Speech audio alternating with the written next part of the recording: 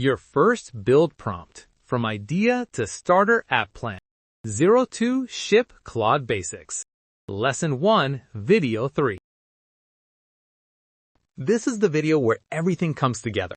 You've got your Claude account, your workspace is set up, and now it's time to write your first real build prompt, the kind of prompt that turns an idea into a starter app plan. And to make this as practical as possible, I'm going to show you exactly how it was done for the platform you're using right now, O2Ship. Before we jump into Claude, let me show you the structure of a good build prompt.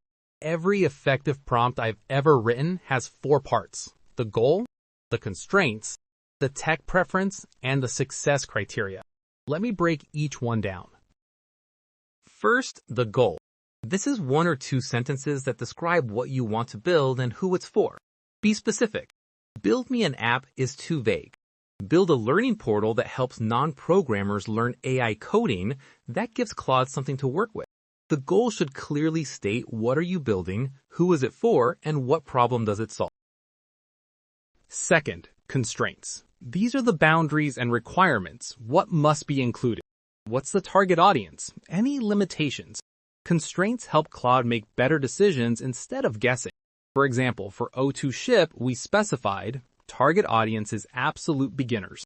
Must include a landing page, blog, video courses, and Discord forum links.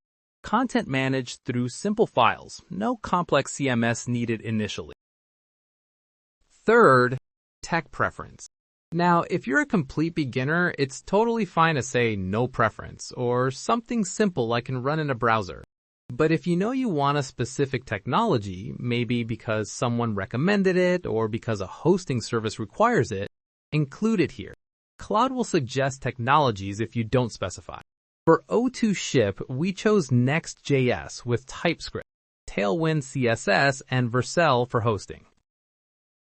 Finally, success criteria. How will you know the project worked? This is your checklist for done. It helps Claude understand the quality bar you're aiming for. Success criteria keep both you and Claude focused, prevent scope creep, and give you a way to evaluate Claude's output.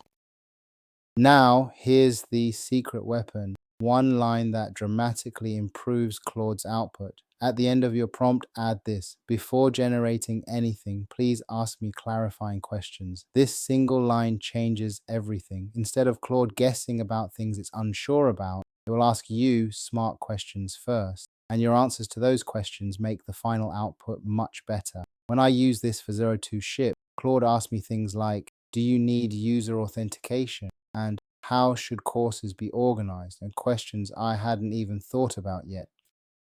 Let's put it all together with a real example. Here's the kind of prompt that started the O2Ship platform, the very platform you're learning on right now. Notice how it follows the 4-part structure: a clear goal at the top, specific constraints in the middle, the tech preference, and measurable success criteria at the bottom. And of course, it ends with that magic line: before generating anything, please ask me clarifying questions. Now let me show you what happens when we send this to Claude. Instead of immediately generating code, Claude asks smart questions first. Questions like, how many courses will there be initially? Do you need user authentication or accounts? Should the blog support categories or tags? What kind of navigation structure do you prefer? See how Claude is thinking about things I didn't mention? This is the power of asking for clarifying questions. Each answer I give makes the final result better. After I answer the clarifying questions, Claude generates a project plan. Here's what to look for in the response. Number 1, does the project structure look logical? Number 2, does the feature list match what you asked for? Number 3, do the technology choices align with your preference? Number 4, is there a clear step-by-step plan? And number 5, is there anything missing from your requirements? You're reviewing the plan, not the engineering. Think of it like reviewing a blueprint for a house. You don't need to be an architect to say, wait, where's the bathroom? Or I wanted 3 bedrooms, not 2. Your requirements go in, Claude generates a blueprint, and then you review it. That's the process. You're checking, does this match what I asked for? Is anything missing? Is anything unexpected?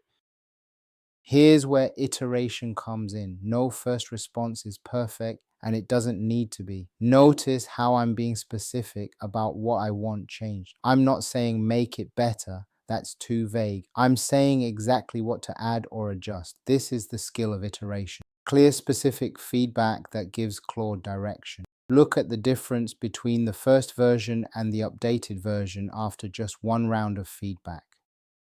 Now it's your turn. I want you to write your own build prompt using the 4-part structure we just covered. You have two options. Option A, if you already have an app idea, even a rough one, write a prompt for it. Option B, if you don't have an idea yet, that's totally fine. Try rewriting the Zero2Ship prompt in your own words. Change some details. Maybe it's a cooking course platform or a fitness tutorial site. The structure stays the same, only the content changes.